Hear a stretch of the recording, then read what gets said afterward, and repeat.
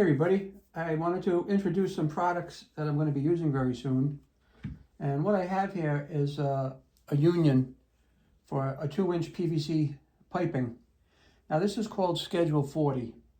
And the reason it's called Schedule 40 is because of the strength of it, number one. And number two is because of the depth that you get to push the pipe in. Normally you get about 3/4 of an inch. With a Schedule 40 insert, it's more like 1 1/4 to 1 1/2 inches. The reason I bought these, I got 2 of them, is that I have a heater connected to my pool system, which obviously has unions on it. I can disconnect the pool heater, but what I want to do is I want to come back a little bit. I want to come back maybe another foot from there after I have a bypass valve. And I want to cut the existing pipe, and I want to put 2 unions in, and that way I can undo these unions and undo the union on the heater. I can remove that section of pipe, open the valve, make sure there's no water in it, and put it back together.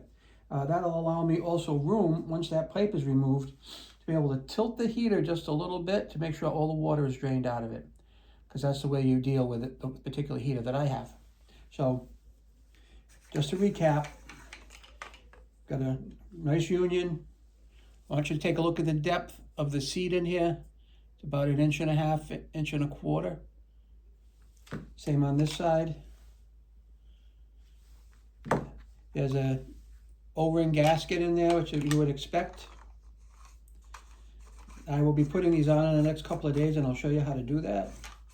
But that's how it is. It's going to take care of that issue that I want to deal with for the pool winterization process, and I'm really excited to get this moving along. So check it out. I'm glad to show you, and also thanks for watching my videos. Take care.